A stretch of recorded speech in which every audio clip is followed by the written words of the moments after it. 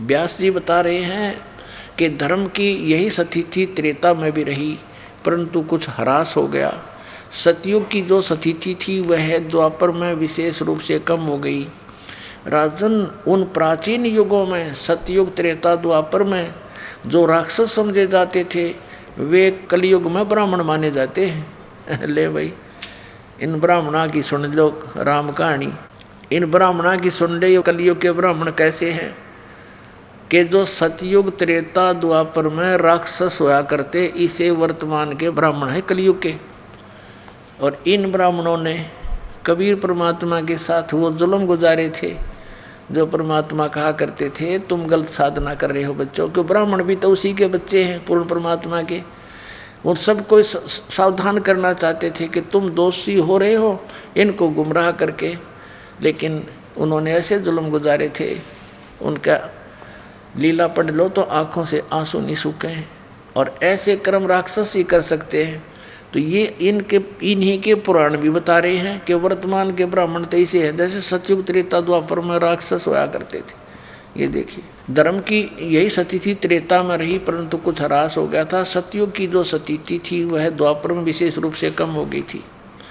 राजन, उन प्राचीन युगों में जो राक्षस समझे जाते थे वे कलयुग में ब्राह्मण माने जाते हैं। कली माने ब्राह्मण, कलयुग, कली में ब्राह्मण माने जाते हैं, क्योंकि अब के ब्राह्मण कलयुग के प्राय पाखंड करने में तत्पर रहते हैं। दूसरों को ठगना, झूठ बोलना और वैदिक धर्म कर्म से अलग रहना कलयुगी ब्राह्मणों का स्वाभाविक गुण बन गया है।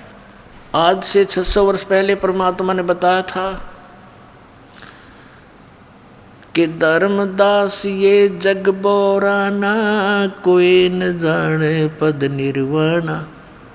यही कारण मैं कथा पसारा, जग से कहिए एक राम नियारा। ये दास यदि मौखिक आपको सुनाएगा तो शायद ही विश्वास हो पाएगा कि कबीर इज गॉड, कि उस परमात्मा ने 600 वर्ष पहले ये वचन कहे थे कि ब्रह्मा विष्णु महेश नाशवान हैं, जो इनकी पूजा करता उनकी मुक्ति नहीं होगी। और उस समय ये बात समझ में नहीं आई नकली गुरुओं का, और परमात्मा का विरोध किया था। अब पुण्यात्मा, हमें परमात्मा के पहचानने में बहुत आसानी हो जाएगी कि who is God, Kabir is God. क्योंकि जिसे हम एक जन साधारण मानते थे, जुलाहा मानते थे, एक कवि मानते थे, उसने 600 वर्ष पहले अपनी अमृतवाणी में ये सारी सच्चाई लिखी हुई थी, जो वेदों पुराणों कुरानों के अंदर आज विद्यमान हमें मिली, गीता जी में मिली। तो हु इज गॉड, जो शास्त्र भी नहीं पढ़ा था और उसने सच्चाई बोल दी, तो ही इज गॉड, वो परमात्मा है। देखिएगा, ये कबीर सागर, खेमरा श्री कृष्ण दास प्रकाशन, मुंबई से। कबीर पंथी भारत पथिक स्वामी युगलानंद बिहारी द्वारा पुरस्कृत, मुद्रक एवं प्रकाशक खेमरा श्री कृष्णदास, अध्यक्ष श्री वेंकटेश वर प्रेस, खेमरा श्री कृष्णदास मार्ग, मुंबई। ये है ज्ञान बोध नामक अध्याय है और बोध सागर एक खंड है। इसके 21 पृष्ठ पे हम आपको सुनाते हैं।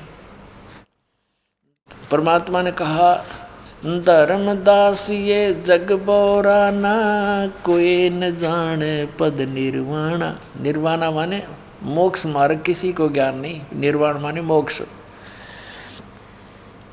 यही कारण मैं कथा पसारा, जग से कहिए राम नियारा। ये मिसप्रिंट कर रखा है इन कबीर पंथियों ने, अज्ञानता के कारण कई अक्षर बदल रखे हैं। ये राम है। यही ज्ञान जग जीव सुनावो, सब जीवों का भरम नसाओ। अब मैं तुमसे कहूँ चिताई, तेरे देवन की उत्पत्ति भाई। तेरे तीनों देवताओं का जन्म मृत्यु बताता हूँ, कैसे उत्पत्ति हुई ब्रह्मा विष्णु महेश की। कुछ संक्षेप कहूँ गहुराई, सब संशय तुम्हारे मिट जाई। भरम गए जग वेद पुराना, आदि राम का वेद न जाने। आदि राम है। राम राम सब जगत बखाने, आदि राम कोई बिरला जाने। देखो यहाँ राम राम शब्द है तो यहाँ भी आदि राम इसी से संबंधित है, तो सब जगह राम ही जाने। राम राम राम सब जगत बखाने, आदि राम कोई बिरला जाने। आदि राम सनातन परमात्मा। ज्ञानी सुने सो हृदय लगाई, मूर्ख सुने तो गम ना पाई।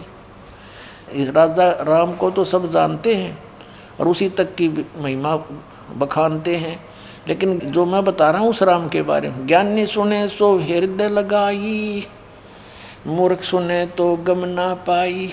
अब इन तीनों देवताओं की उत्पत्ति बताता हूँ। अब मैं तुमसे कहूँ चिताई, त्रिदेवन की उत्पत्ति भाई। माँ अष्टंगी पिता निरंजन, ये सरपुरुष काल। माँ अष्टंगी पिता निरंजन, ये जमदारुण वंशन अंजन। पहले कीन निरंजन राई, पीछे से माया उपजाई। क्या बताते हैं कि पहले तो इस ज्योत स्वरूपी निरंजन काल की उत्पत्ति हुई और पीछे थी दुर्गा की उत्पत्ति हुई थी। माया रूप देख अति शोभा, देव निरंजन तन मन लोभा। काम देव धर्मराय सताए, देवी को तुरंत दरखाए। पेट से देवी करी पुकारी, हे साहेब मोह करो उबारी। टेर सुनी सतगुरु तैं आए, अष्टंगी के बन छड़ुआए। परमात्मा वास्तविकता ये है कि टेर सुनी ता हम आए। 22 पृष्ठ पे। धर्मराय को हिकमत की ना, नख रेखा से भग कर लेना। धर्मराय करे भोग विलासा, माया को रही तब आशा। दुर्गा प्रेग्नेंट होगी, 3 पुत्र अष्टंगी जाए, ब्रह्मा विष्णु शिव नाम धराए। हे भगवान, 600 वर्ष पहले परमात्मा ने लिखा, ये आज का लिखा हुआ लेख नहीं पुण्यात्माओं, कि 3 पुत्र इस दुर्गा के उत्पन्न हुए काल निरंजन के संयोग से, स्त्री पुरुष कर्म से, और ब्रह्मा विष्णु शिव नाम धराए। 3 देव विस्तार चलावे, इनमें यो जग धोखा खावे। पुरुष गम कैसे के कोई पावे, काल निरंजन जग भरमावे। 3 लोक अपने सुत दीन्या, सुन निरंजन बासालीन्या। अलख निरंजन सुन ठिकाना, ब्रह्मा विष्णु शिव भेद न जान्या। अपने पिता के बारे में ब्रह्मा विष्णु महेश को भी ज्ञान नहीं आज तक। और परमात्मा कहते जिसने काल की भी उत्पत्ति की, वो परमात्मा सतपुरुष कबीर साहब बता रहे हैं, अपने द्वारा उत्पन्न अपने पुत्रों की जानकारी। अब वो परमात्मा जिसने सबकी सृष्टि की वो कबीर साहब हैं, और वो बता रहे हैं 600 वर्ष पहले। जिसको ये कहते थे वेद नहीं पढ़े, गीता नहीं पढ़ी, क्योंकि संस्कृत नहीं जानता, पुराणों की क्या जाने ये। वो तो जानी जान थे, वो तो सबके रचनहार थे, उनको इन वेदों कतेबों से लेना देना क्या था। उन्हें जो बोलना था वह सच्ची बोलनी थी, वो लिख कर चले गए। आज इसी सच्चाई का समर्थन हमारे पवित्र सदग्रंथ कर रहे। इससे सिद्ध हो रहा है कि कबीर इज गॉड है, वो कबीर सृजनहार है, हमारा सबका क्रिएटर है। अब देखिएगा, 3 देव सो उसको धावे, निरंजन का वो पार ना पावे। अलख निरंजन बड़ा बटपारा, बटपारा माने ठग है, ये धोखा देने वाला। 3 लोक जीव कीन आहारा, ब्रह्मा विष्णु शिव नहीं बचाए, सकल खाए पुन दूर उड़ाए। तिनके सुत हैं तीनों देवा, अंदर जीव करते हैं सेवा। अब दे तोड़ पाड़ दिया परमात्मा ने, कमाल कर दिया कि ये इन दुर्गा और काल के सुत हैं, पुत्र हैं ये 3 देवता, ब्रह्मा विष्णु और शिव। और अंधर जीव, तत्व ज्ञानहीन प्राणी अंधे, तत्व ज्ञान नेत्रहीन अंधे यानी ज्ञानहीन, इन्हीं की पूजा करते हैं। सेवा माने पूजा। तिनके सुत हैं तीनों देवा, अंदर जीव करते हैं सेवा। अंधे इनकी पूजा करते हैं। अकाल पुरुष का हूँ नहीं चीन्या, काल पाए सभी गए लीन्या। ऐसा राम सकल जग जाने, आद राम को ना पहचाने। तीनों देव और असुर अवतारा, ताको बजे सकल संसारा। तीनों गुण का ये विस्तारा, धर्मदास मैं कहूँ पुकारा। गुण तीनों की भक्ति में, भूल पड़ो संसारी। कह कबीर निज नाम बिन, कैसे उतरो पार। पुण्यात्माओं, ये तो आप जी ने परमेश्वर कबीर जी द्वारा लगभग 600 वर्ष पहले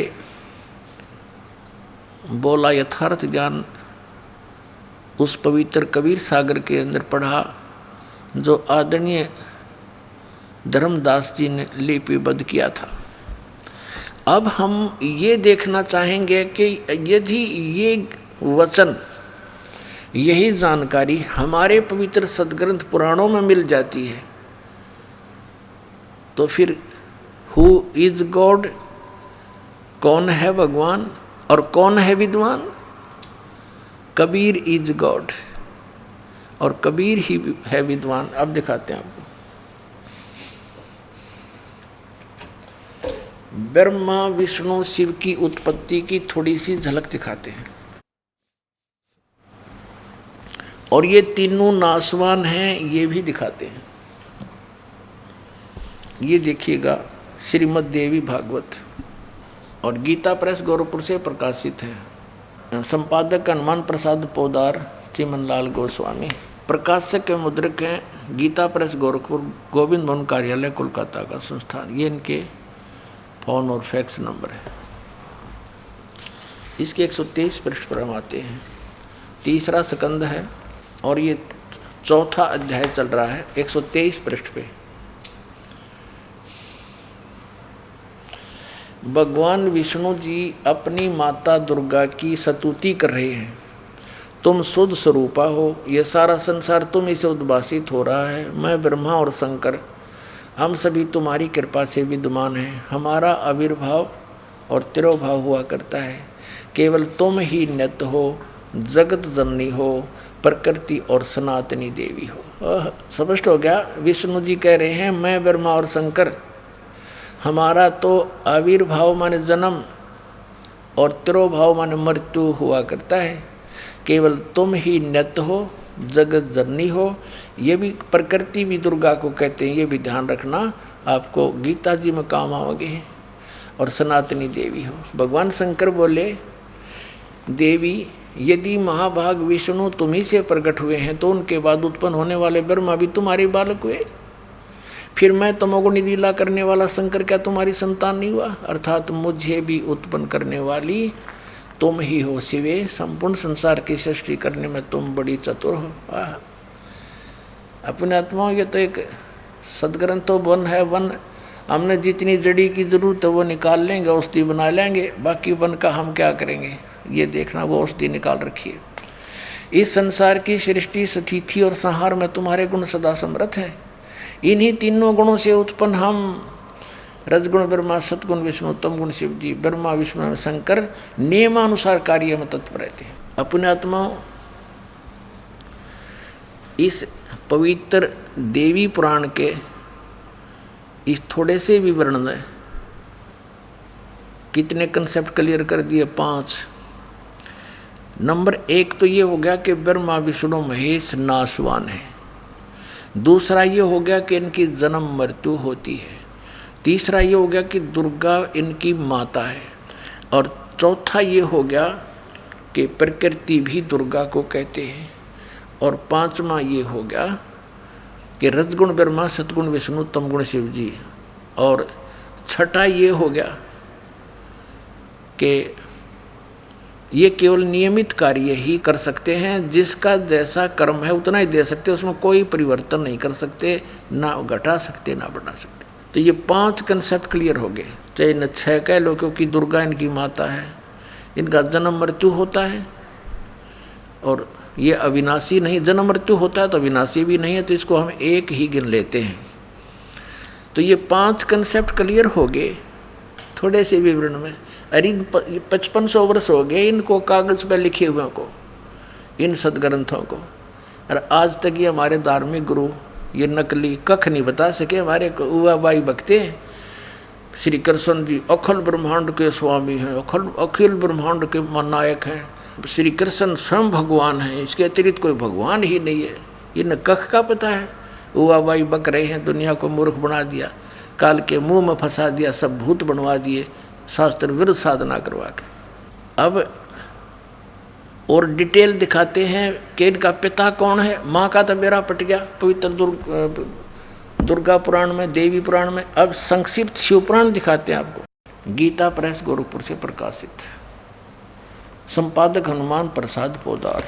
ये वहीं से गीता प्रेस गोरखपुर से प्रकाशित व मुद्रित है। गोविंद मोहन कार्यालय कोलकाता का संस्थान गोरखपुर। अब इसके आपको 98वें पृष्ठ से शुरू कराते हैं। ये 98वें पृष्ठ संक्षिप्त शिव पुराण, इसके लास्ट से लेंगे थोड़ा सा, इससे आगे लिंक बन जाता है, इसका क्रम बन जाता है।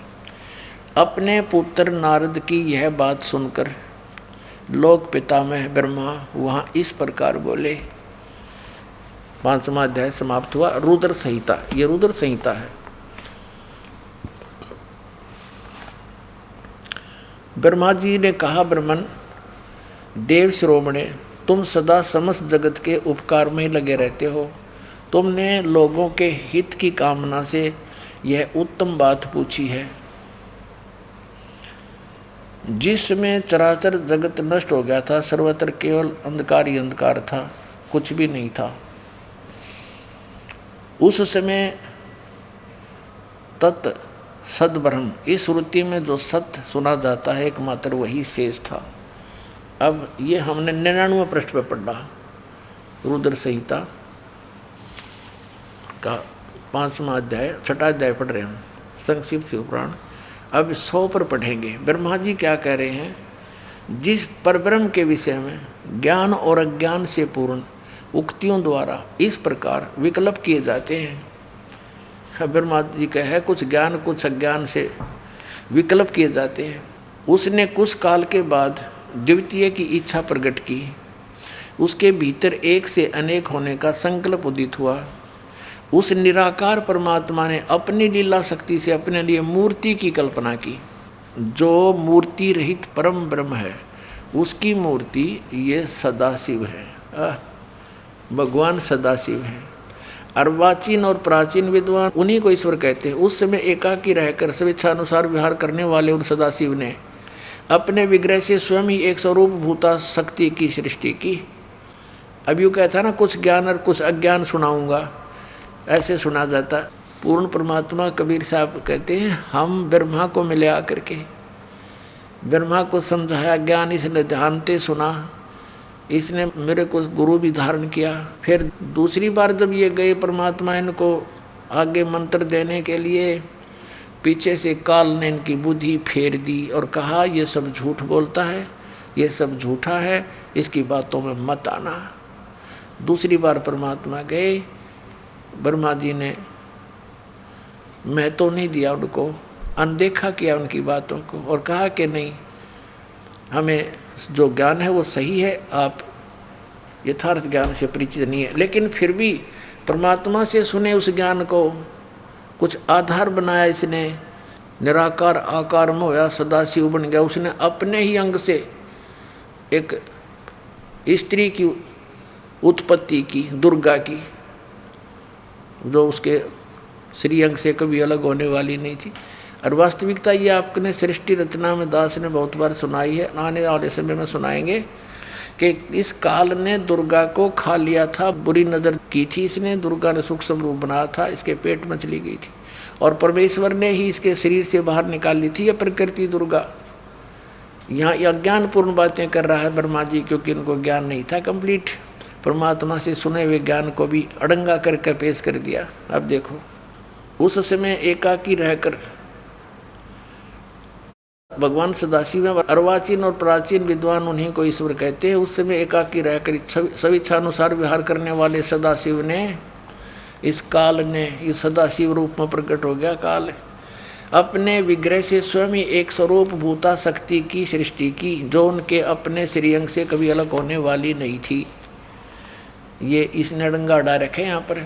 उस पराशक्ति को प्रधान प्रकृति गुणवती माया उसको प्रधान भी कहते हैं, प्रकृति भी कहते हैं। बुद्धि तत्व की जननी विकार रहित बताया है, वह शक्ति अंबिका भी कही गई है। उसी को प्रकृति जोर देकर कहा प्रकृति। और सर्वेश्वरी त्रिदेव जननी, ब्रह्मा विष्णु महेश की माता, जन्म देने वाली, नित्य और मूल कारण भी कहते हैं। सदाशिव द्वारा प्रकट की गई उस शक्ति के 8 भुजाएं हैं। नाना प्रकार के आभूषण उसके श्री अंगों की शोभा बढ़ाते हैं। वह देवी नाना प्रकार की गतियों से संपन्न है और अनेक प्रकार के अस्त्र शस्त्र धारण करती है। हो गया ना, उसके 8 भुजाएं हैं, सीधा दुर्गा है ये। एकाएकनी होकर भी वह माया संयोग वसात अनेक हो जाती है। वे जो सदाशिव हैं उन्हें परम पुरुष, ईश्वर, शिव, शंभु और महेश्वर कहते हैं। अब हम रुद्र संहिता पढ़ रहे हैं और 6ठा अध्याय 101 पृष्ठ पर आ गए हैं। वे अपने सारे अंगों पर भस्म रमाए रहते हैं। उन काल रूपी ब्रह्म ने एक ही समय शक्ति के साथ, ये नाथ गलत प्रिंट है, शक्ति यानी दुर्गा के साथ शिवलोक नामक अक्षेत्र का निर्माण किया था। उस उत्तम अक्षेत्र को काशी कहते हैं। वह परम निर्वाण या मोक्ष स्थान है जो सबसे ऊपर विराजमान है। वे प्रिया और प्रियतम रूप शक्ति और शिव, वो पति पत्नी रूप में दुर्गा और ये काल रूपी शिव, या आ गया ना। उस काल रूपी ब्रह्म ने, काल रूपी ब्रह्म कहो चाहे सदाशिव कहो, वे प्रिया और प्रियतम शक्ति और शिव जो परमानंद स्वरूप हैं, उस मनोरम अक्षेत्र में काशी में नित्य निवास करते हैं। मुने शिव और शिवा ने प्रलय काल में भी, यानी दुर्गा और इस काल रूपी ब्रह्म ने, काल ने उस अक्षेत्र को अपने सानिध्य से मुक्त नहीं किया, कभी भी मुक्त नहीं किया, वहीं रहते हैं। देवर से एक समय उस आनंद वन में रमण करते हुए शिवा और शिव के मन में यह इच्छा हुई कि किसी दूसरे पुरुष की सृष्टि करनी चाहिए, जिस पर यह सृष्टि संचालन का महान भार रखकर हम दोनों केवल काशी में रहकर सब इच्छा अनुसार विचरें और निर्वाण धारण करें। ऐसा निश्चय करके शक्ति सहित सर्वव्यापी परमेश्वर शिव ने अपने वाम भाग के 10वें अंग पर अमृत मल दिया। फिर तो वहाँ से एक पुरुष प्रकट हुआ। इन्होंने, काल ने और दुर्गा ने अपना स्त्री पुरुष कर्म किया, ग्रस्त कर्म किया, उससे एक पुरुष प्रकट हुआ। उसका नाम क्या दिया? एक पुत्र उत्पन्न हुआ। 102 पृष्ठ पर देखो, 102 पृष्ठ पे ये संक्षिप्त शिव पुराण हम पढ़ रहे हैं। शिव ने कहा, जो बच्चा उत्पन्न हुआ उसको, उसके बारे में कहा, वत्स व्यापक होने के कारण तुम्हारा विष्णु नाम विख्यात हुआ। इति सिद्धम के दुर्गा और काल के संयोग से, पति पत्नी व्यवहार से विष्णु की उत्पत्ति हुई। अब सिद्ध हो गया विष्णु की माता दुर्गा और पिता ये सदाशिव काल रूपी ब्रह्म, ये काल है, ज्योति निरंजन है। अब ब्रह्मा के माता पिता, नेक्स्ट, ये तो 6ठा अध्याय समाप्त हुआ। देखिए अब ये हमने पढ़ा, तेरा विष्णु नाम विख्यात हुआ, 6ठा अध्याय समाप्त हुआ। 7वें अध्याय में रुद्र संहिता और पृष्ठ नंबर 103 पे अब ब्रह्मा जी कहते हैं, देवर से तत्पश्चात कल्याणकारी परमेश्वर सांब सदाशिव ने, इस काल ने पूर्ववत प्रयत्न करके, जैसे विष्णु उत्पन्न किया था दुर्गा से संयोग से, अपने दाहिने अंग से मुझे उत्पन्न किया। अपने आत्मा। अब यहाँ ये अनुवाद करता शर्मा गया कि शिव से शिव की उत्पत्ति कैसे लिखूं, तो यहाँ तक टाल मटोल कर गया। परमात्मा कहते हैं, चोर चोरावे तुमबड़ी गड्ढे पानी में, वो गड्ढे हुआ ऊपर आवा। सच्चाई छनी ना, किसी चोर ने किसी दूसरे का तुम्बा चुरा लिया, सूखा, एक फुटबॉल जैसा होया करे, इतना लंबा, ये समझ लो सीताफल जैसा, पेठे जैसा, और वो सूखने के बाद बिल्कुल खाली हो जाता अंदर से। साधु लोग उसको एक तारा भी बनाते थे, उसमें जल भी रखते थे, और वो चोर छुपाने के लिए जल में बढ़ गया और वो नीचे छोड़ा है। वो बाहर आके बैठे, इतने थोड़ी देर में ऊपर आ गए, नून चमक जा, वो फिर दबा का आवे, वो थोड़ी सी देर में आके ऊपर फिर वो नो दिखा की तेज ऊपर निकला। तो कहते हैं इन्होंने इस सच्चाई को छुपाने की पूरी कुचेष्टा की, लेकिन ये छुपा नहीं सके। अब देखो यही शिव पुराण आपको दिखाते हैं।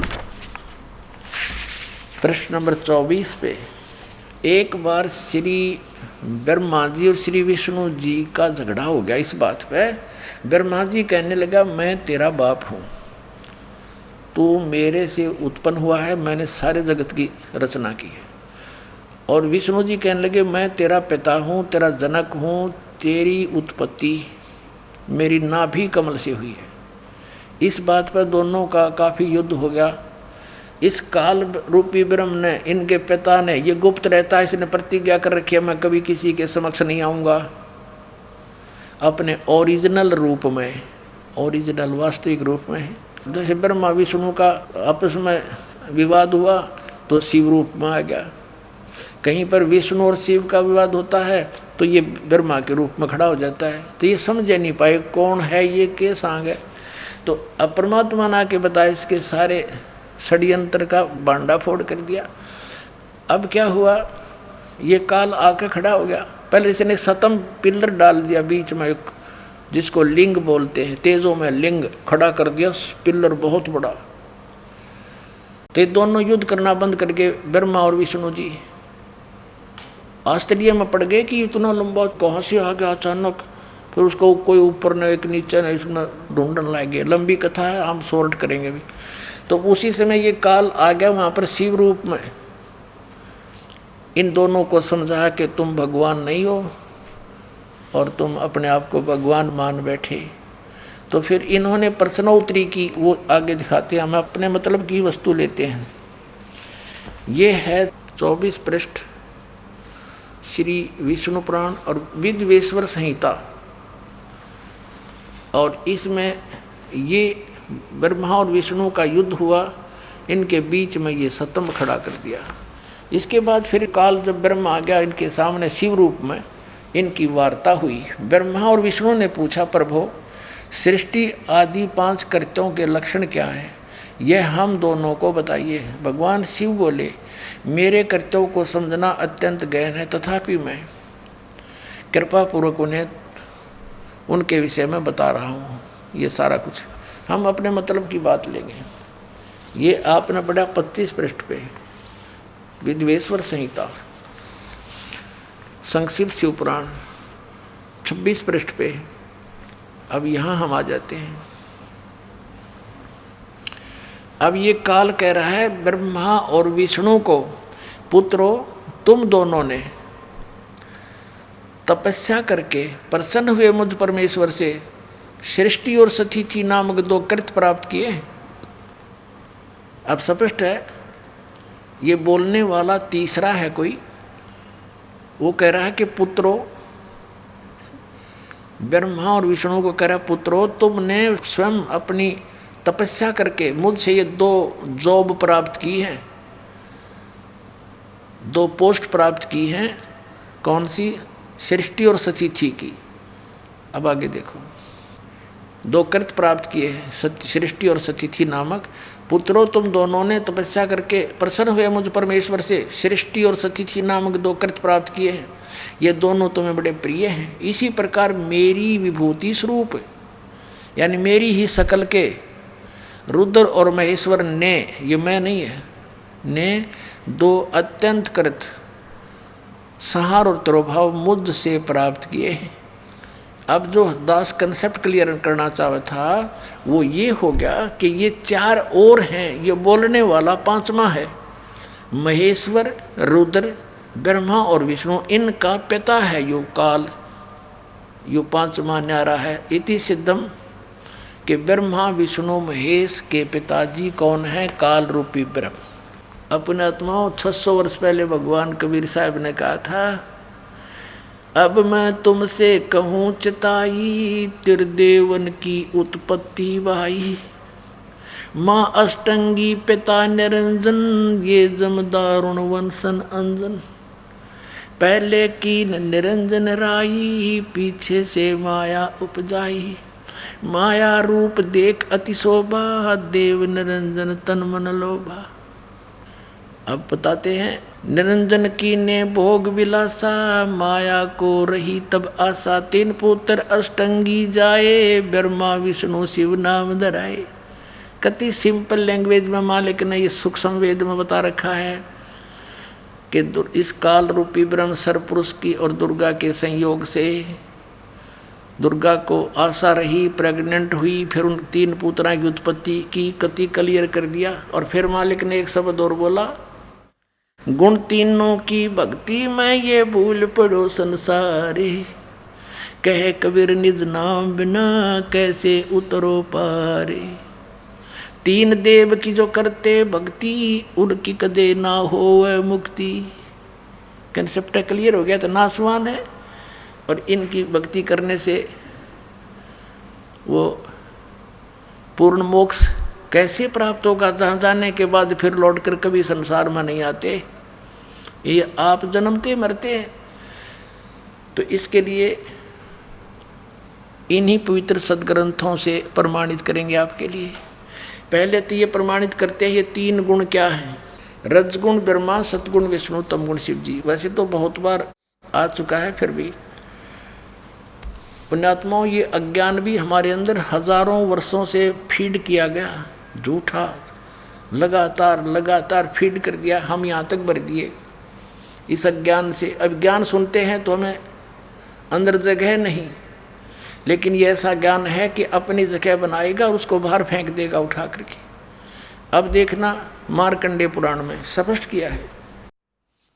ये अपने पवित्र पुराण सदग्रंथ हैं जिनको हम शिरोधार्य मानते रहे और पढ़ते रहे और खरीदते रहे। ये गीता प्रेस गोरखपुर से प्रकाशित है। प्रकाशक MM मुद्रक हैं, गीता प्रेस गोरखपुर, गोविंद भवन कार्यालय कोलकाता का संस्थान। अब इसके 123 पृष्ठ पर ले चलते हैं आपको। 123 पृष्ठ पे अब यहाँ से शुरू करेंगे। 122 से हम संक्षिप्त मार्कंडेय पुराण। यहाँ देखिएगा, मार्कंडेय जी बोले, ये मार्कंडेय जी का ही आगे ज्ञान है। यहाँ आ जाते हैं इसके सामने हम। रजगुण प्रधान ब्रह्मा, तमोगुण प्रधान रुद्र और सतोगुण प्रधान विश्वपालक विष्णु हैं। ये ही तीन देवता हैं और ये ही तीन गुण हैं। वैसे तो पुण्यात्माओं कहते हैं बुद्धिमान को संकेत गणाओ है, बहुत होता है, फिर भी क्योंकि हम बहुत दिनों से रंगे पड़े हैं, कई मन में थोड़ा सा भी कंसेप्ट क्लियर ना हुआ तो ये काल फिर स्थान बना जाएगा आपके अंतःकरण में। लेकिन दास ऐसी जगह छोड़ना को ना कि ये फिर समा जाए आपके अंदर। ये देखिएगा श्रीमद् देवी भागवत, ये प्रथम भाग, ये कहाँ से प्रकाशित है? अथ देवी भागवतम सभाष्टीकम सैमात्यम, खेमरा श्री कृष्ण दास प्रकाशन, बम्बई 4। अब हम इसके यहाँ आते हैं। ये है अथ श्री मद देवी भागवते भाषा टीका युक्ते तृतीय स्कंद है सब प्रारंभते, ये तीसरा स्कंद प्रारंभ। इसके हम 11 पृष्ठ पर ले चलते हैं आपको। ये 11 पृष्ठ है और ये तीसरा स्कंद है भाषा टीका तृतीय स्कंद अध्याय 5। ये अध्याय 5 का ये 7वां श्लोक यहाँ समाप्त हुआ और 8वां प्रारंभ होता है। भगवान शंकर कहते हैं, हे माता, यदि हमारे ऊपर सदा आप दया युक्त हो तो हमको तमोगुण में किस प्रकार प्रदान किया है, और ब्रह्मा रजोगुण और हरि सतगुण युक्त किए हैं। अब संस्कृत भी पढ़ेंगे हम। 7वां ये समाप्त हुआ, 8वां प्रारंभ होता है।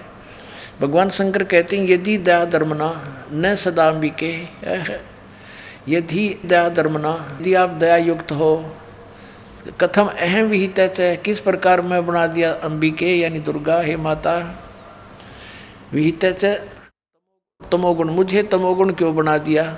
कमल जय, कमल से उत्पन्न होने वाले ब्रह्मा को रजोगुण संभव, रजोगुण क्यों बना दिया? सोहित क्यों सतोगुण हरि, और विष्णु को क्यों सतोगुण बना दिया? इति सिद्धम रजगुण ब्रह्मा सतगुण विष्णु तमगुण शिव जी। अब ये दास आपको पवित्र श्रीमद् भगवत गीता के अंदर दिखाएगा। गुण तीनों की भक्ति में ये भूल पड़ो संसार, कह कबीर निज नाम बिना कैसे उतरो पार। तीन देव की जो करते भक्ति, उनकी कदे ना होवे मुक्ति। तभी तो हमारे सारे पूर्वज भूत बनवा दिए न ज्ञानिया ने। और फिर हमारे से श्राद्ध कटवाओ, तुम्हारे पिताजी स्वर्ग में भूखे हैं। अरे नकलियो, स्वर्ग में जब कुछ है ही नहीं, वो स्वर्ग कहाँ हो गया जिसमें भूखे मरे हमारे पूर्वज? बोला स्वर्ग भेज दिए, गति कर दी उनकी, सारे क्रियाक्रम करे पाछे। और फिर न कहो भूखे हैं उनको ये दान करो, किसा मूर्ख बना रखा था इन्हें। अब ये देखिएगा श्रीमद् भगवत गीता अध्याय नंबर 7 का जयदयाल गोविंद का इसके अनुवादक हैं, गीता प्रेस गोरखपुर से ये छपी है। ये देखिएगा अध्याय नंबर 7 के 1, 2, 3 में गीता ज्ञानदाता कहता है कि अर्जुन, अब ऐसा ज्ञान बताने जा रहा हूँ जिसको जानने के बाद कुछ भी जानना शेष नहीं रहेगा। देखना अथ सप्तमोध्याय 7वां अध्याय प्रारंभ।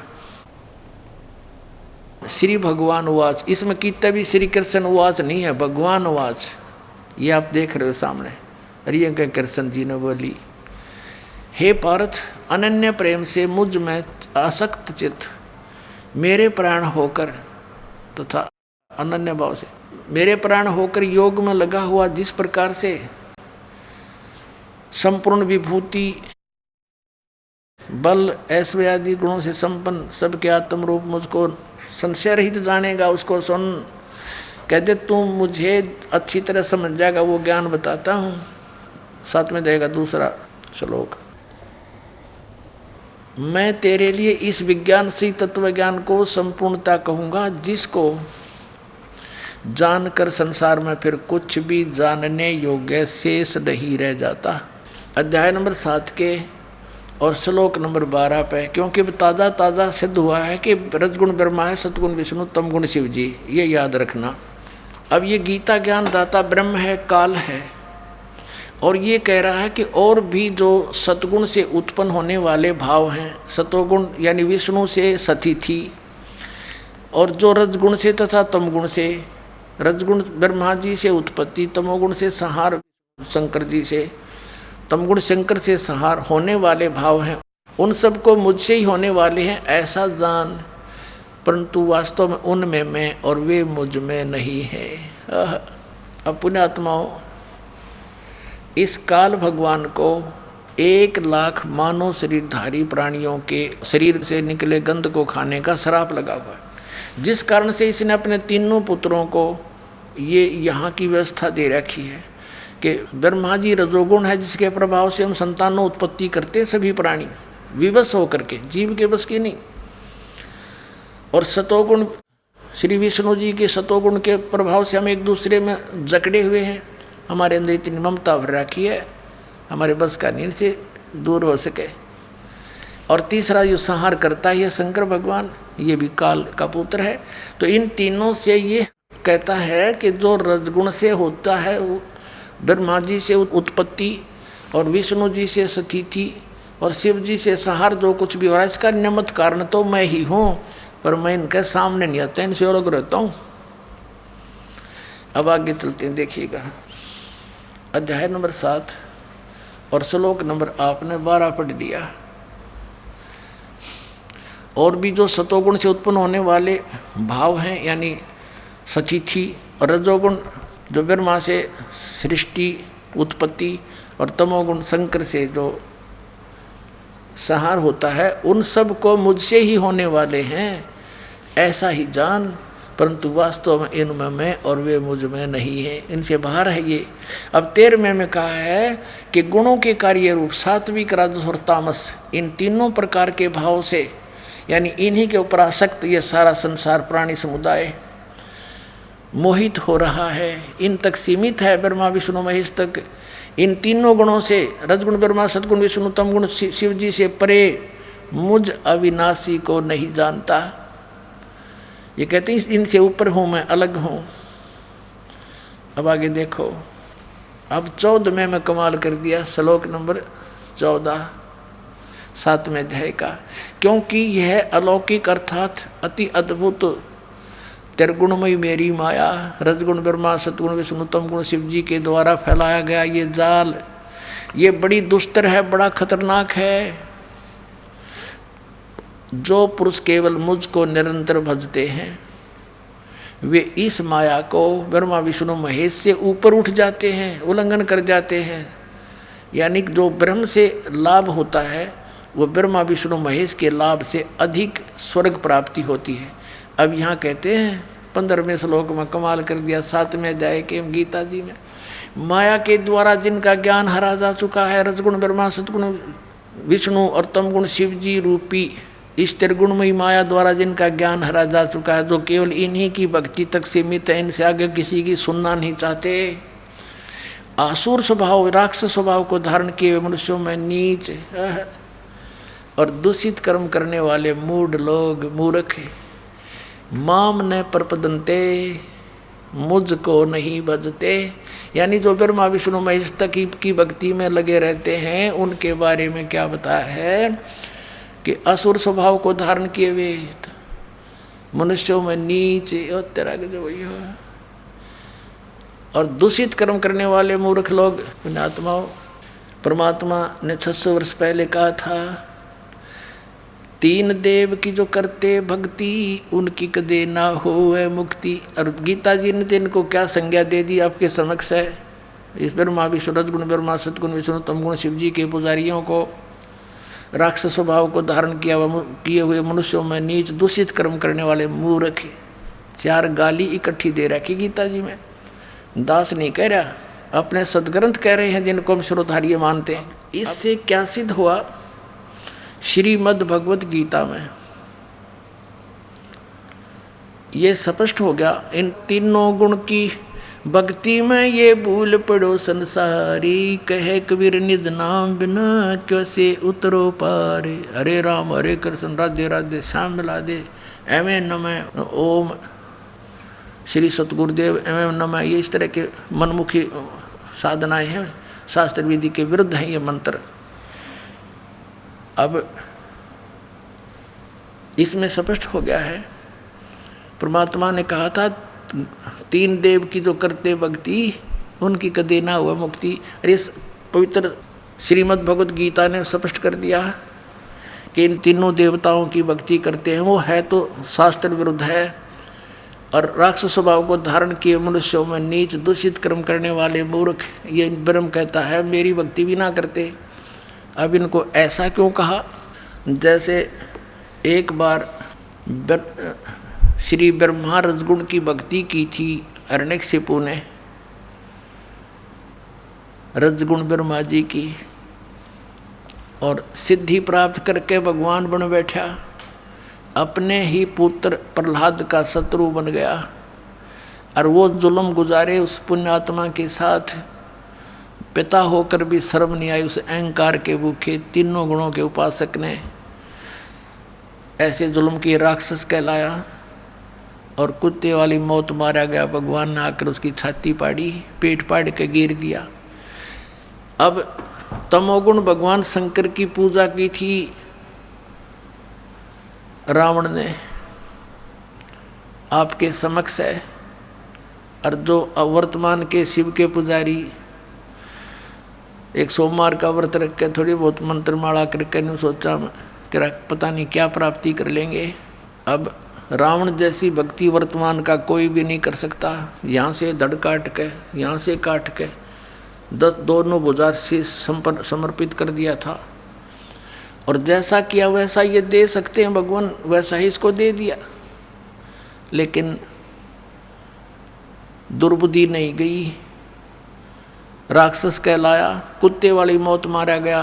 और कैसा दूषित कर्म किया, अपनी ही माता को, सीता को उठा लाया, जो शंकर भगवान के बड़े भाई की पत्नी थी, उसको उठा लाया। पत्नी बनाने की चेष्टा कर रहा था अपनी माँ को। इसे दुष्ट और कौन होगा, दूषित कर्म और क्या होगा, कुत्ते वाली मौत मारा गया और राक्षस कहलाया। एक भस्मागिरी नाम का साधक था, तपस्वी था, तमोगुण श्री शिव का उपासक, और शिव जी के गेट के सामने, मेन गेट के सामने ऊपर को पैर करके नीचे ने सिर करके तपस्या करने लग गया। 12 वर्ष तक सिरासन पर रहा। एक दिन पार्वती जी ने कहा कि भगवान आप तो महादेव हो, देवताओं के देव हो, आप तो जो चाहो सो कर सकते हो, आपके भगत को दे दो जो मांगता है। अब भगवान शंकर ने कहा, शिव जी ने कहा तमोगुण ने कि मांग भाई भस्मागिरी, क्या मांगता है साधु। भस्मागिरी ने कहा जी वचनबद्ध हो जाओ तब मांगो। भगवान शिव ने कहा ठीक है भाई, मैं वचनबद्ध हो गया, प्रतिज्ञा करता हूँ तू मांगेगा वही दे दूंगा, वचन है मेरा। उसी से मैं सीधा खड़ा हो गया और कहने लगा भगवान ये भस्म कड़ा दे दो जो आपने हाथ में पहन रखा है। उस भस्म कड़े में एक शक्ति थी, उसको मालूम था कि जिसके सिर के ऊपर ऐसे करके यूँ कह दिया कि भस्म, वो व्यक्ति, वो पशु पक्षी भस्म हो जाता था। अब जो ही भगवान शंकर ने वचनबद्ध होने के कारण वो अपना प्रिय कड़ा भी दे दिया, ये सोचकर कि साधु संत है, जंगल में रहता है, हिंसक पशुओं से बचने के लिए, राक्षसों से बचने के लिए ले रहा होगा, दे दिया। जो ही कड़ा हाथ में आया और एकदम ठाके मारकर हंसने लगा कि शंकर होले होशियार, तुझे मारूंगा और पार्वती को अपनी पत्नी बनाऊंगा। हा हा हा।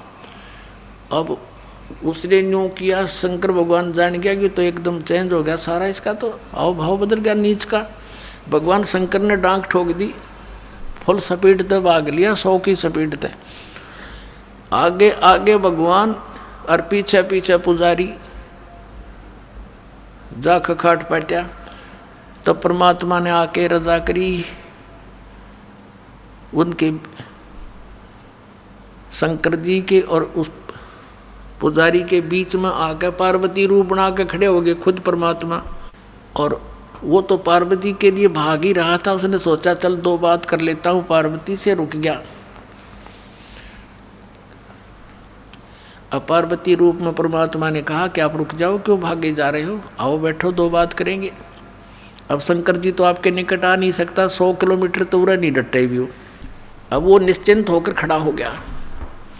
पार्वती रूप में प्रभु ने कहा कि मुझे कुछ डांस करके दिखा ताकि मेरा मन प्रसन्न हो, आपको पसंद करूं। अब वो कहने लगा मैंने नाचना तो ना आता, मैं साधु संत, मैंने तपस्या की है। तो पार्वती रूप में भगवान ने कहा कि मैं सिखाती हूँ तुझे, पहले डांस करके दिखा मुझे। इस हाथ को ऐसे कर, इस पैर को ऐसे कर, इसको ऐसे कर, इसको ऊपर ला, इसको नीचे कर। धीरे धीरे जिस हाथ में उसको कड़ा था वो सिर पर आ गया ना, तो उस बोली बूझ के जब कह दिया भस्म, वो भस्मागिरी नष्ट हुआ। अब उस कड़े को लेकर विष्णु रूप धारण करके परमात्मा शंकर भगवान के से काफ़ी आगे खड़े हो गए और कहा कहाँ दौड़ रहे हो। बोले नाथ कहाँ चले, शंकर जी कहाँ जा रहे हो, कि भाग ले विष्णु भाग ले, पीछे एक दुष्ट आ रहा है, उसने मेरे से धोखा किया है। तब विष्णु रूप में प्रभु ने कहा कि देख ये तेरा कड़ा मैं ले आया, उससे भाग, डरे मत, वो मैंने नाश मार दिया है। कि नहीं नहीं ये कोई और होगा, कि वही है, चिंता ना कर। दौड़ता दौड़ता पूछ रहा कैसे क्या कर दिया, कि मैंने उसको ऐसे ऐसे पार्वती रूप बनाया, उसके सामने खड़ा हो गया, उसको गंड नाच नचा के और उसको ऐसे किया, जब वो मार दिया। शंकर भगवान ने कहा मुझे उसकी वो ऐसे दिखा दे, राख कहाँ सी जलिया है। वो ला के दिखा लिया ना कि यो पड़ा उसकी राख। जब कलेजे की धड़कन बंद हुई भगवान शिव जी की, जिसको अविनाशी कहा करते, अजरो अमर मृत्युंजय कालज सर्वेश्वर महेश्वर। बताओ, ये थे हमारे टीचर हिंदू धर्म के, नकली गुरु, मूर्ख बना रहे हमारे को हजारों वर्षों से। अपने आत्माओं ये तो दो गुणों के पुजारियों का निर्णय हो गया। किसे थे ये? राक्षस स्वभाव को धारण किए मनुष्यों में नीच दूषित कर्म करने वाले मूर्ख है। अब भस्मा गिरी जैसा नीच कर्म कौन करेगा? भगवान की पत्नी पे, और नीत खराब कर दिया अपनी माँ पे। तो इसे दुष्ट गीता जी में कहा है, राक्षस स्वभाव को धारण किए। भस्मा असुर कहलाया, भस्मा राक्षस कहलाया, भस्मा गिरी से। अब सतोगुण श्री विष्णु जी के पुजारी वैष्णु धर्म, वैष्णु साधु होते हैं। एक समय हर की पैड़ी हरिद्वार के अंदर एक कुंभ के पर्व की, कुंभ के मेले की, त्योहार की पर भी लगी। हर की पैड़ियों पर वो पर भी लगनी थी, वहाँ स्नान करना था। तो सभी ये षटदल बोला है न, 6 प्रकार के को गिरी, पुरी, नागा, सन्यासी, वैष्णु, नाथ, ये षटदल कहलाते हैं। दल माने संख्या, अलग अलग ग्रुप, दल माने पूरा समूह। तो ये सब षटदल अपने अपने स्थान पर, अपने अपने डेरों में, अपने अपने ग्रुप में, गिरियों में गिरी, पुरियों में पुरी, सन्यासियों में सन्यासी, नागाओं में नागा, वैष्णवों में वैष्णव साधु जा करके अपने ग्रुप में वहाँ हरिद्वार में इकट्ठे हो गए। ये ऐसा ही करते हैं। और जब स्नान करने का समय आता है उस समय ये सभी चल पड़ते हैं अपने मुखिया के पीछे पीछे। अपने अपने अलग अलग गिरियों का मुखिया अलग होता है, पुरियों का अलग, सन्यासियों का अलग, वैष्णव का अलग, नागाओं का अलग। ये नागा और गिरी, पुरी, सन्यासी और ये नाथ, ये सारे तमोगुण शिव के उपासक, सतोगुण विष्णु के उपासक, वैष्णव साधु। पहले नागा पहुंच गया पूरा ग्रुप, कोई हजारों की संख्या में, 50-60 हज़ार। और हर की पैड़ी पर नहाने के लिए पोजीशन पकड़ के पहले स्नान करने लगे। पीछे से आगे वैष्णव का समूह पूरा। वैष्णव ने आकर कहा कि हे सतोगुण वैष्णव, विष्णु के उपासकों ने कहा कि हे नागाओ, तुम पहले स्नान मत करना, प्रथम हम स्नान करेंगे, हम सर्वश्रेष्ठ हैं। नागा कहने लगे नहीं, हम सर्वश्रेष्ठ हैं, हम प्रथम स्नान करेंगे, हम त्यागी और बैरागी हैं, हम नी इच्छा रहते हैं, हम वस्त्र तक भी ग्रहण नहीं करते और हम सर्वश्रेष्ठ हैं, हम प्रथम स्नान करेंगे। अब वैष्णव साधु कहने लगे वो संत कि तुम काहे के श्रेष्ठ हो, हैं? तुम नंगे फिरते हो पशु की तरह, राख लपेटे रहते हो, आज तुम नहाने वाले बन गए, शरण फिरो, टट्टी के हाथ भी ना धोते तुम, आज प्रथम स्नान करने पर तुल गए हो। अब इतनी बात से वो क्षुब्ध हो गए। कौन? नागा। भगवान भूल गए, वो कुंभ का मेला की पर भी भूल गए, उल्टे फिर गए एकदम। और उसने उनके बाल पकड़ लिए, उसने उनके गुट्टम गुट्टा, फिर तलवार निकाल लाए, तीर मारे एक दूसरे के, पूरी छुरी घोंप देने, एक यानी बुड़के भर भर काट खाए, कत्लेआम कर दिया। 25,000 ये त्रिगुणोपासक कटका मर गए वहाँ हर की पैड़ी हरिद्वार के अंदर। होय होय। अब इसके विषय में सुख संवेद में कहा है, तीर तुपक तलवार कटारी जमदड़ जोर बदावे हैं, हर पैड़ी हर हेत न जाण्या वाजा तेग चलावे हैं, काटे शीस नहीं दल करुणा ये जग में साध कमावे हैं, जो जन इनके दर्शन को जावे उनको भी नरक पठावे हैं। ओए होए। 4 पंक्तियों में निर्णय दे दिया सुख संवेद में परमात्मा ने, कबीर भगवान ने, कि तीर तुपक तलवार कटारी और डट के लठ बजावे हैं, जमदड़ जोर बजावे हैं, और हर पैड़ी हर हेत नहीं जाना। हर की पैड़ी कहें भगवान की छाती पे कत्लेआम कर डाला। हर पैड़ी हर हेत नहीं जाना, वहाँ जा तेग यानी तलवार चलावे हैं, और काटे शीस नहीं दल करुणा ये जग में साध कमावे हैं। इन्हें तुम संत भी कहते हो, और जो जन इनके दर्शन को जावे उनको भी नरक पठावे, उन भी ये पाठ पढ़ाओगे, ऐसे उनको बना देंगे। आज तक ये कैसा जुल्म करते रहे, हिंदू मुसलमानों को मार डालते हैं इन्हीं के बहकाए हुए, और मुसलमान हिंदुओं का काट डालते हैं, और काजी और मुल्लाओं के बहकाए हुए। तो पुण्यात्माओं, जब तक हम तत्व ज्ञान से परिचित नहीं होंगे, हमारी ऐसे ही ये हमारी दुर्बुद्धि बनाए रखते हैं, हमारा दुरुपयोग करते हैं ये मूर्ख लोग अपने स्वार्थ के वास्ते। ये गुरु अब हर पैड़ी हर हेत नहीं जाने, वहाँ जाते एक चलावे हैं और काटे शीश नहीं दल करुणा, दया नीन के अंदर। अरे न साधु कहो तुम, ये जग में साधक वावे हैं।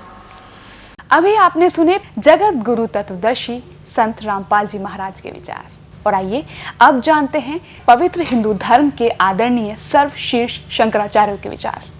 जी, हमने सुना है चारों वेदों वाला ज्ञान ही श्रीमद् भगवद गीता में संक्षिप्त करके कहा गया है। क्या आप इस बात से सहमत हैं और क्यों? ऐसा है कि श्लोक है, सर्वोपनिषदो गावो दुग्धा गोपाल नंदना पार्थो वत्स सुधीर भोक्ता दुग्धम गीता मृतम महत। समस्त उपनिषद गऊ हैं और उनको दोहने वाले भगवान श्री कृष्ण हैं, अर्जुन बछड़ा है और गीता अमृत दूध है। उत्तम और अनुत्तम में क्या अंतर है? उत्तम कहते हैं जो श्रेष्ठ हो, और अनुत्तम उसको कहते हैं जिससे श्रेष्ठ कोई ना हो। गीता अध्याय 7 श्लोक 18 में गीता बोलने वाला भगवान अपनी साधना को अनुत्तम क्यों कह रहे हैं? इसलिए कह रहे हैं कि उनकी साधना वेद प्रतिपाद्य है, तो वेद के अनुसार साधना करना सर्वश्रेष्ठ है, उससे श्रेष्ठ कोई नहीं। जी महाराज जी, मेरा अगला सवाल ये है कि गीता ज्ञान दाता गीता अध्याय 18 श्लोक 62 में अपने से किसी अन्य परमेश्वर की शरण में जाने को कह रहा है, वो परमेश्वर कौन है? कहाँ पर क्या कहा है? गीता ज्ञान दाता गीता अध्याय 18 श्लोक 62 में। अच्छा, 18 में तो ये है कि ईश्वर सर्वभूतानाम, श्लोक बोल देते हैं। हृदय शेर्जुन तिष्ठति भ्रामयन सर्वभूतानाम हृदय शेर्जुन तिष्ठति तमेव शरणं गच्छ सर्वभावेन भारत तत्प्रसादात् परम शांतिम स्थानम प्राप्स्यसि शाश्वतम। इस श्लोक का आप उल्लेख कर रही हैं। इसका अर्थ यह है कि ईश्वर सब प्राणियों के हृदय देश में रहता है और उनको उनके कर्मानुसार भ्रमाता है। उस परमात्मा की सर्वभाव से आप शरण में जाइए, उसके प्रसाद से आपको परम शांति और शाश्वत स्थान प्राप्त होगा। ये कहने पर अर्जुन को संतोष नहीं हुआ, तो अर्जुन को भगवान ने बताया कि वो मैं ही हूँ। सर्वधर्मान परित्यज्य मामेकं शरणं व्रज। जी, श्रीमद् भागवत गीता 18 श्लोक 66 में व्रज शब्द है। इसका अर्थ जाना, प्रस्थान करना है, परंतु सर्व अनुवाद कर्ताओं ने व्रज का अर्थ आना किया है। कृपया इसे स्पष्ट करें। ऐसा है, ब्रज घतौ धातु है, तो ब्रज घतौ धातु के इसमें आता है गति अर्थक है। ये गति के 4 अर्थ होते हैं, गति गमन, गति ज्ञान, गति मोक्ष, गति प्राप्ति। तो यहाँ पर जो गत्यर्थक ब्रज धातु है उसके लोट लकार के मध्यम पुरुष के एक वचन में ब्रज बनता है। तो ब्रज का अर्थ है अवगच्छ, अर्थात मुझको जान। नैनम अविदितो देवो भुनक्ति। ये सिद्धांत है कि जब तक परमात्मा को नहीं जान लेता तब तक परमात्मा उसकी रक्षा नहीं कर सकता। इसलिए तुम उस परमात्मा को जानो।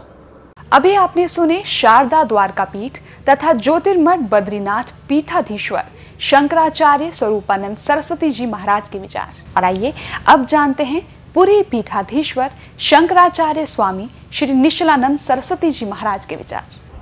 शंकराचार्य जी, हमने सुना है कि चारों वेद वाला ज्ञान ही श्रीमद् भगवत गीता में संक्षिप्त करके कहा गया है। क्या आप सहमत हैं?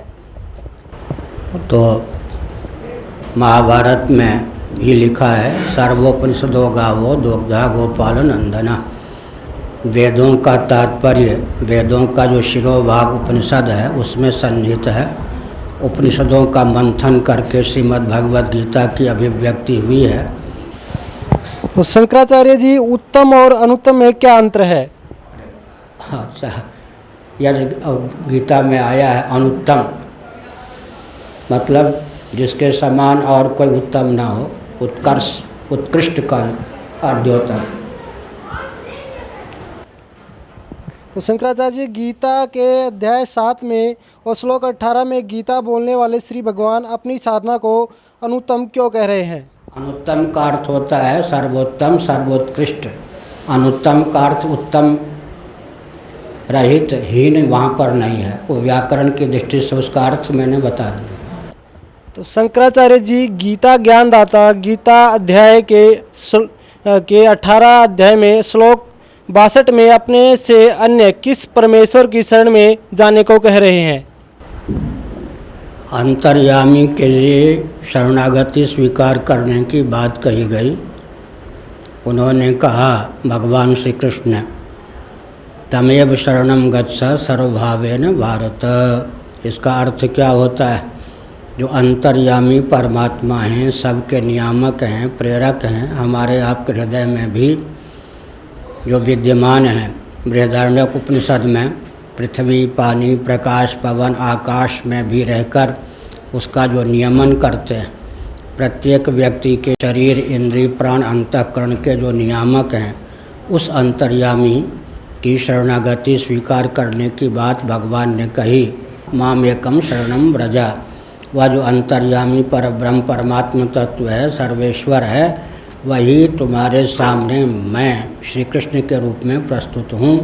तो अपने से पृथक के प्रति नहीं भेजा। जिस अंतर्यामी के प्रति अर्जुन को कहा कि प्रपन्न हो जाओ, शरणागति हो प्राप्त करो, अंत में कहा कि उस अंतर्यामी का मूर्त रूप श्री कृष्ण में तुम्हारे सम्मुख हूँ। माम एकम शरणम व्रजा भी कहा। उस अंतर्यामी का और श्री कृष्ण ने अपना एकत्व भी स्थापित किया है। श्रीमद् भगवत गीता अध्याय 18 श्लोक 66 में व्रज शब्द है। इसका अर्थ जाना, प्रस्थान करना है, परंतु सर्व अनुवादकर्ताओं ने व्रज का अर्थ आना किया है। कृपया स्पष्ट करने का प्रयत्न करें। प्रश्न जिन्होंने बनाया है उन्होंने अपने स्तर से बताया कि सभी अनुवाद करने वालों ने ज्ञान के अतिरिक्त अर्थ किया है। ऐसी बात नहीं है। ब्रज का अर्थ अवगच्छ, निश्चिनु भी होता है, जैसा कि प्रश्नकर्ता ने बताया।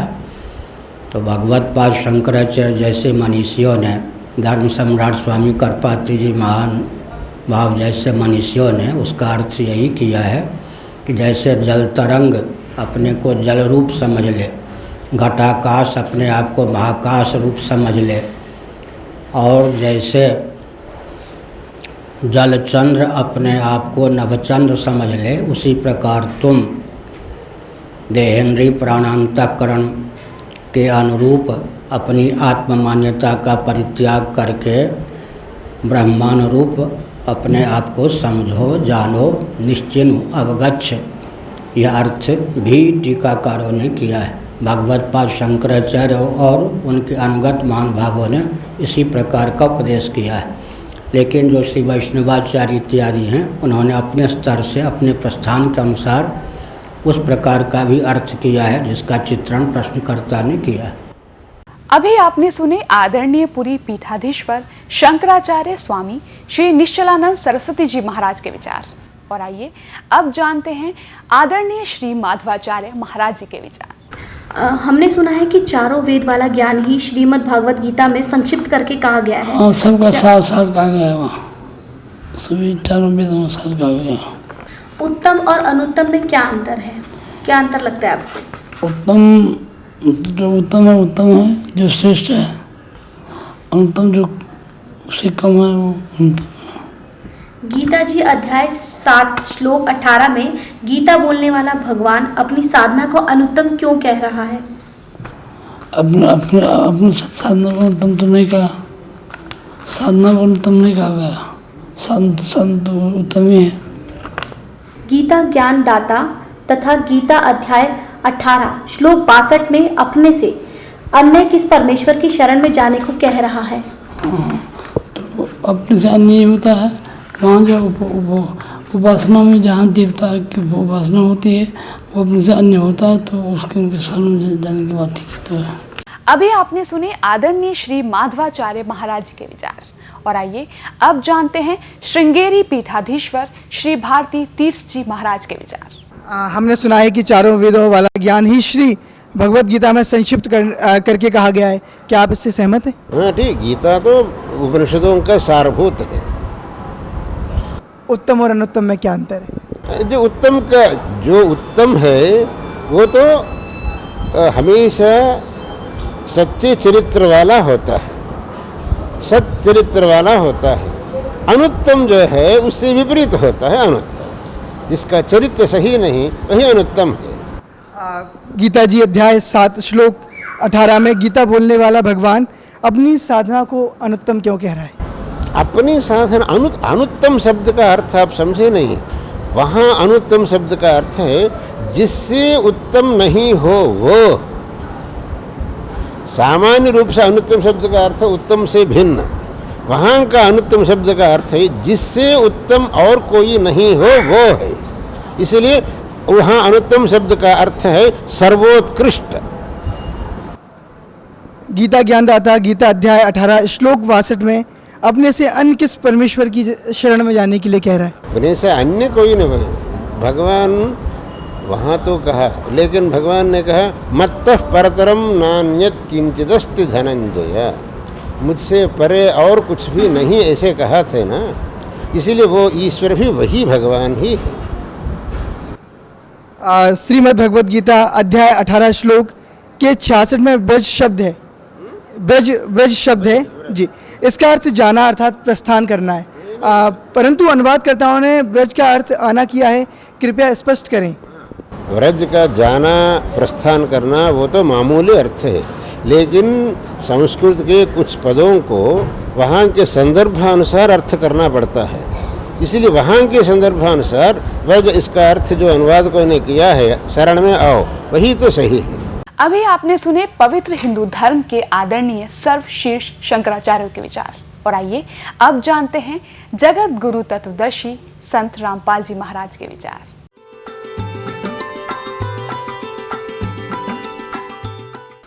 सतगुरुदेव की जय। बंदी छोड़ कबीर परमेश्वर जी की जय। बंदी छोड़ गरीबदास जी महाराज जी की जय। स्वामी राम देवानंद जी गुरु महाराज जी की जय हो। गरीब नमो नमो सतपुरुष को नमस्कार, गुरु की नहीं सुर नर मुनि जन साधुओं संतों सर्वसदी नहीं। सतगुरु साहेब संत सब दंडोतम प्रणाम, आगे पीछे मध्य हुए तिनको जा कुर्बान।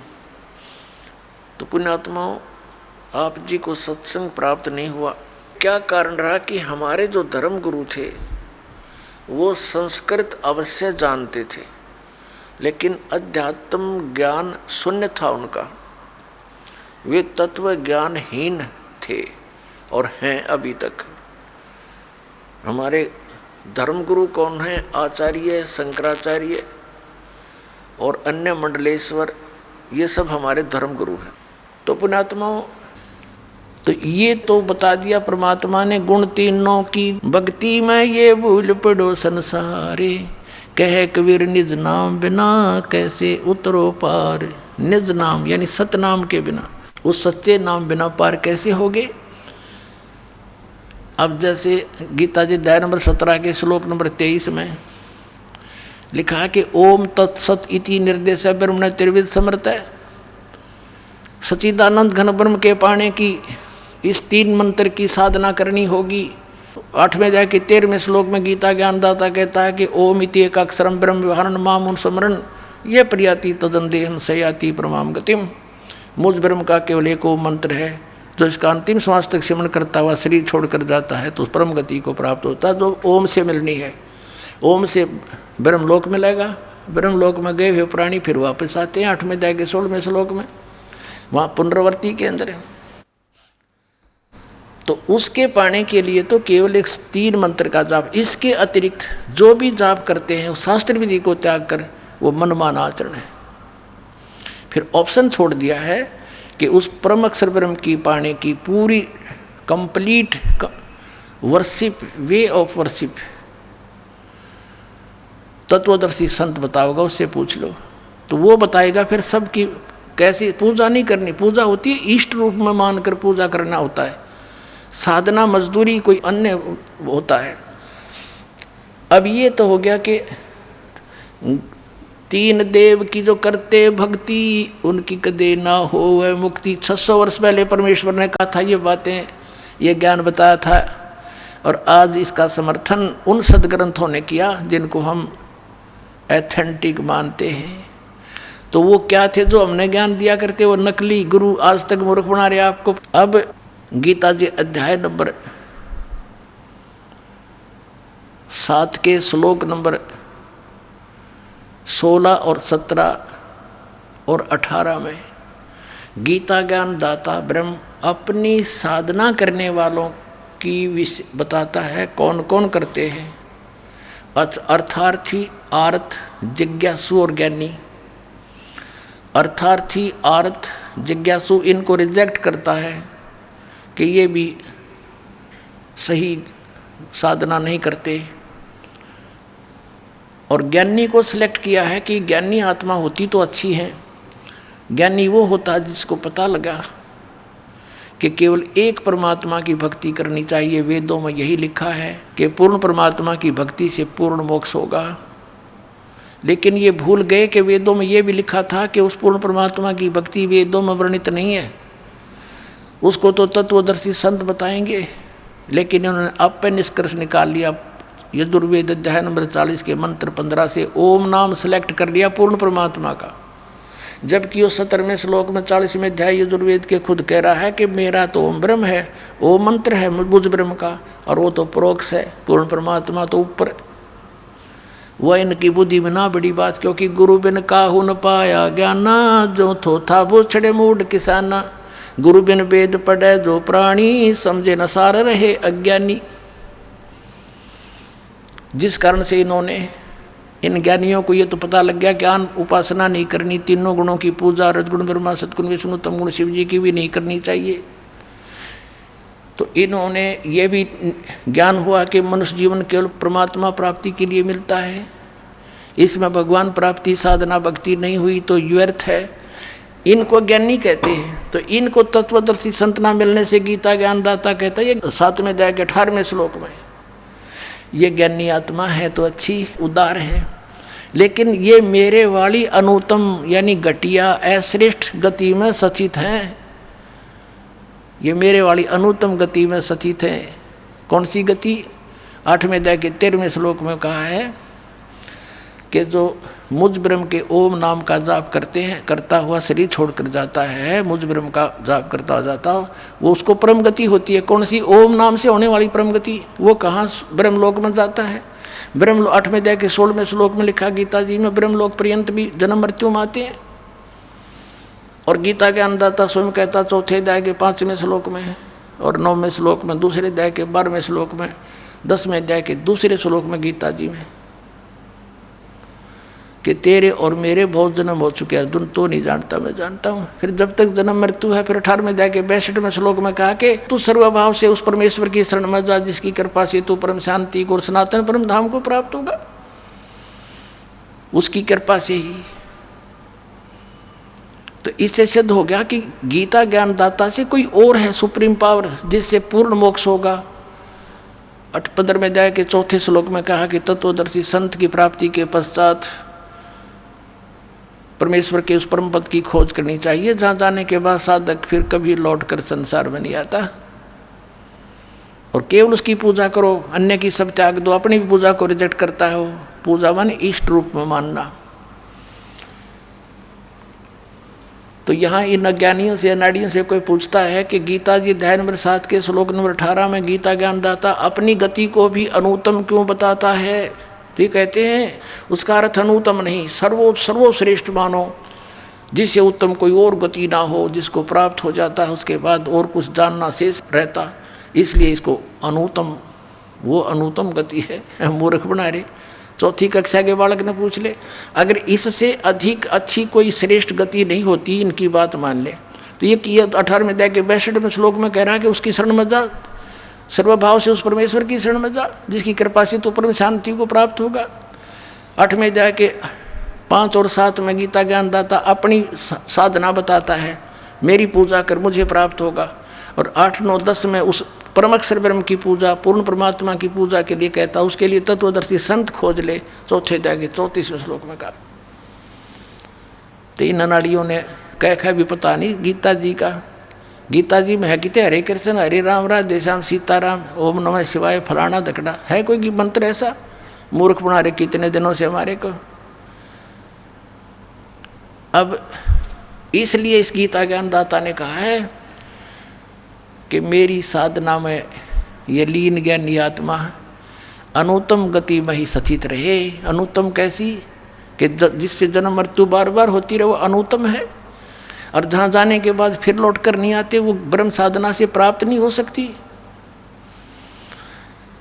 इन ज्ञानी आत्माओं ने हठ योग किए, ओम नाम का जाप किया, वेदों से प्राप्त करके आन उपासना, किसी देव की पूजा नहीं की।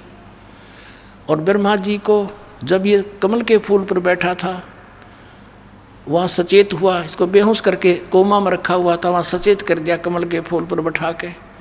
ब्रह्मा जी कहते मुझे नहीं मालूम है कहाँ से आ गया। तो आकाशवाणी कर दी इस काल ने कि तप करो तप करो। इसने सोचा यह आकाशवाणी पूर्ण परमात्मा की है, और करी थी इस काल ने। उसके बाद ब्रह्मा जी को वेद प्राप्त हुए। वेदों में कहीं पर भी हठ योग तप योग करना नहीं लिखा। तो इस ब्रह्मा के इस लोक वेद से कि मुझे आकाशवाणी हुई है तप करने की, हठ योग करने लग गए। ये ओम नाम का जाप वेदों से ले लिया, हजारों वर्ष तक डले डोते रहे। गीता अध्याय नंबर 11 के श्लोक नंबर 47-48 में कहता, अर्जुन ये मेरा रूप जो तूने देखा, ये असली मेरा रूप है। इससे पहले किसी ने नहीं देखा, किसी को प्राप्त नहीं हुआ मैं। और मेरे इस रूप की प्राप्ति साथ मेरी प्राप्ति न वेदों वर्णित विधि से, न तप से, न जप से, न किसी क्रियाओं से कोई नहीं कर सकता। इति सिद्धम कि वेदों में वर्णित विधि ओम नाम से और जो भी साधना क्रिया करते हैं यज्ञों से परमात्मा प्राप्ति नहीं से कुछ अन्य लाभ हो जाते हैं। वो लाभ इन ऋषियों को हो गए, सिद्धियाँ आ गई, एक दूसरे को ऊपर प्रभु पाकी के, किसी को भस्म कर दिया, किसी को जो है ना दुराशीष दे दी, जिस कारण से इनसे डरने लग गए। एक चुनक नाम के ऋषि थे, उसने ऐसे ही वो ज्ञानी आत्मा उद्धार थे, हजारों वर्षों तक ओम नाम का जाप और हठ योग किया। लोक वेद हठ योग गीता जी अध्याय नंबर 17 के श्लोक नंबर 6 में जिसको रिजेक्ट किया है कि शास्त्र विधि को त्याग कर जो मनमाना घोर तप को तपते हैं, वो राक्षस सब अन्य प्राणियों को भी दुखी देते हैं। इस शरीर के अंदर मुझ ब्रह्म को भी क्रस करने वाले, दुखी करने वाले असुर स्वभाव के जान। अब देखिए भी बुरे बताए ज्ञानी आत्मा क्यों? उस चुनक ऋषि ने साधना की, भगवान मिला नहीं, सिद्धियाँ एटम बम बन गया।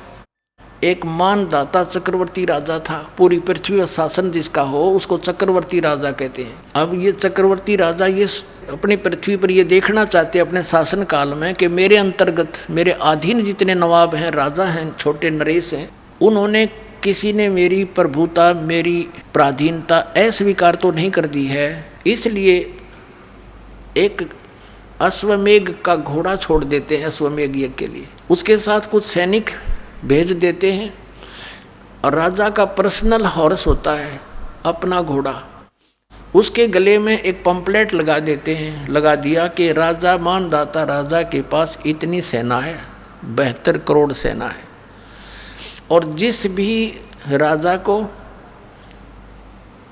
इस मानदाता चक्रवर्ती राजा की पराधीनता स्वीकार ना हो, घोड़े को पकड़ लो, अपने पास बांध लो और युद्ध के लिए तैयार हो जाओ। पूरी पृथ्वी पर वो घोड़ा घूम आया, सब ने पढ़ लिया पंपलेट कि 72 करोड़ सेना, सब चुप हो गए। किसी ने हिम्मत नहीं की घोड़े को पकड़ देने की, अर्थात युद्ध करने की। तो पूरी पृथ्वी पर विजयी साबित हो गया। वो वापस आ रहे थे, चुनक ऋषि वहाँ तपस्या किया करता था, उसकी कुटिया के पास से वो गए थे, वहीं से वापस आ रहे थे। उसने पूछा कि सैनिकों ये घोड़ा खाली क्यों है, इस पर सवार क्यों नहीं, बाकी पर तुम सब विराजमान हो, सवार हो।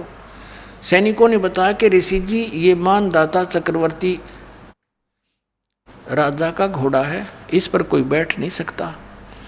और तुम गए कहाँ थे? ऋषि ने पूछा कि हम पूरी पृथ्वी का चक्कर लगा कर आए और ऐसे ऐसे हमारा उद्देश्य था। तो ऋषि ने कहा कि क्या किसी ने इस राजा का युद्ध नहीं स्वीकार किया, इतना प्रबल है ये। तो सैनिकों ने कहा कि हमारे राजा के पास 72 करोड़ सेना है ऋषि जी, और है किसी की हिम्मत उसकी जाड़ फोड़ दे हम। अब ऋषि ने सोचा, देख को बदकाल के हाथ में, पहले तो इनको एटम बम बनाता सिद्धियों से, गलत साधना शास्त्र विधि रहित मनमाना तप तपवा के, फिर उधर से काल के हाथ में रिमोट था, उसने ऋषि के अंदर प्रेरणा भर दी कि इसमें तो अभिमान हो गया राजा में, इसका अभिमान ठीक करना चाहिए। ऋषि खड़ा हुआ और कहने लगा, भाई इस घोड़े को मैं पकड़ देता हूँ और मैं तुम्हारे राजा का युद्ध ओट लेता हूँ। सैनिक कहने लगे, रे कंगले कंगाल, तेरे दाने खाने को नहीं, और युद्ध करेगा तो मानदाता चक्रवर्ती राजा के पास अपने फेरले माड़ा बोल वाला बैठ के, मत पंगे मपा दे, जपले अपनी भक्ति कर, जो सा काम कराया करे ऋषि वही कर तू। ऋषि बोला, भाई मन ने तो पकड़ दिया है घोड़ा, और जाओ कह दो तुम्हारे राजा ने। वह तो 4 थेवड़ा बांध दिया घोड़ा उसके वृक्ष के झोपड़ी जिस वृक्ष पर डल रही थी।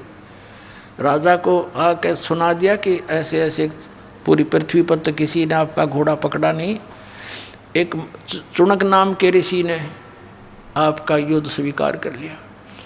अब राजा को बताया गया मंत्रियों के द्वारा कि जी आज एक व्यक्ति ने हिम्मत करी है, कल दूसरा करेगा, ये राजनीति होती है, ऐसे तो सिर उठाएगी दुनिया, इसको कुचल डालना चाहिए। राजा बोला, जाओ 18 करोड़ सेना एक बार भेज दी तो उसके एक व्यक्ति को मारने के लिए, ताकि और भी डर जाएं, भयभीत हो जाएं कि इतनी सेना आ गई हो, तेरे की तो बड़ा तगड़ा राजा है।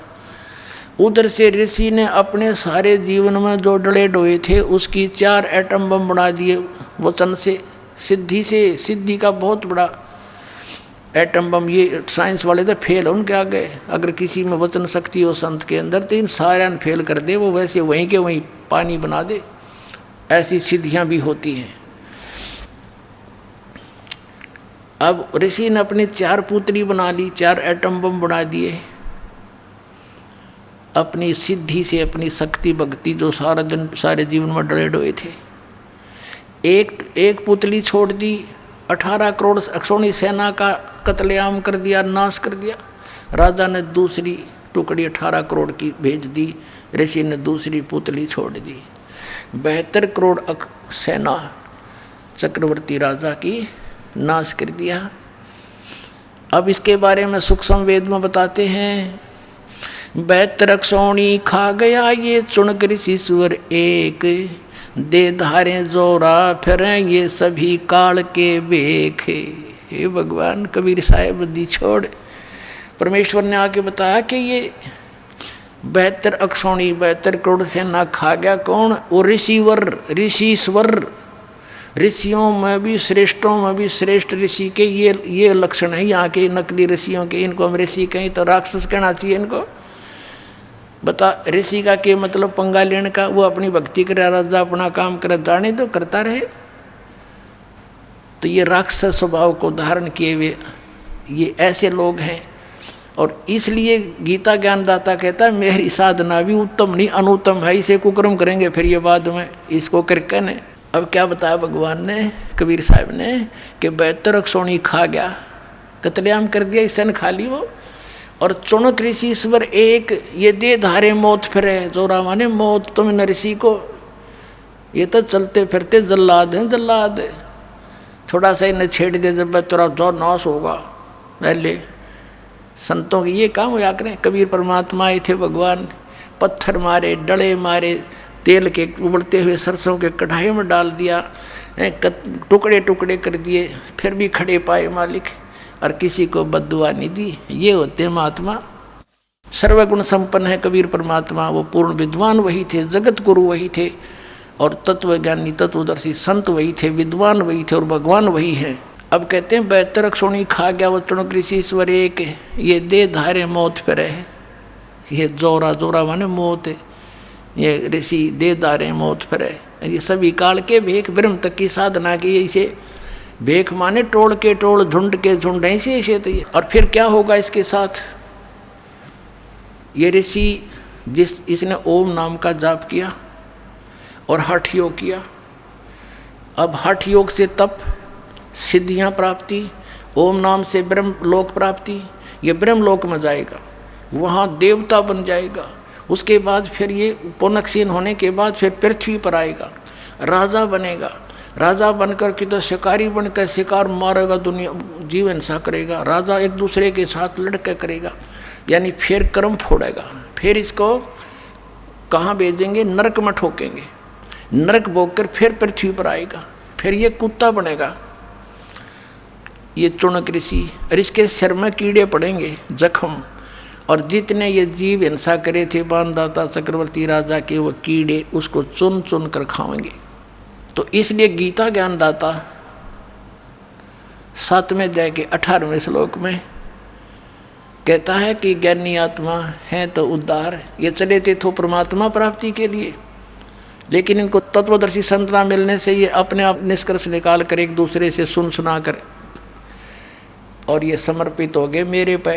ब्रह्म कहता है काल, और मेरे वाली अनुत्तम गति में सचित रहे, यानी मेरे से जो इस ओम से, मेरी क्रियाओं से, ओम नाम के जाप से जो लाभ मिलना था वही तक गति हुई इनकी। और वो अनुत्तम गति है, अनुत्तम घटिया। अब इस तो बुंडी के घटिया होगी, सारे जीवन डले डोए, और फिर एटम बम बन गया बबूल का पेड़। आम के स्थान पर संत तो आम के पेड़ होने चाहिए, डले माना उसको भी फल दे। और ये बबूल मड़ा हाथ ला दे तो गट जाए, उस बड़िकता तो ये की तरह। इनको ऋषि कहा करते थे हम, परमात्मा ने आंख खोल दी हमारी। तो इसलिए कहा कि हैं तो अच्छी आत्मा, लेकिन मेरे वाली अनुत्तम घटिया गति में सचित रहे। क्यों? क्योंकि इनको तत्वदर्शी संत ना मिला। इसलिए 18वें अध्याय के 62वें श्लोक में कहा है कि अर्जुन तू सर्वभाव से उस परमेश्वर की शरण में जा, उसकी कृपा से तू परम शांति और सनातन परम धाम को प्राप्त होगा। तो पुण्यात्माओं, परमात्मा ने 600 वर्ष पहले कहा था, 3 देव की जो करते भक्ति उनकी कदे ना होवे मुक्ति। और आज इन सब सदग्रंथों ने समर्थन किया, Kabir is God, Kabir is God. बोलो सतगुरुदेव।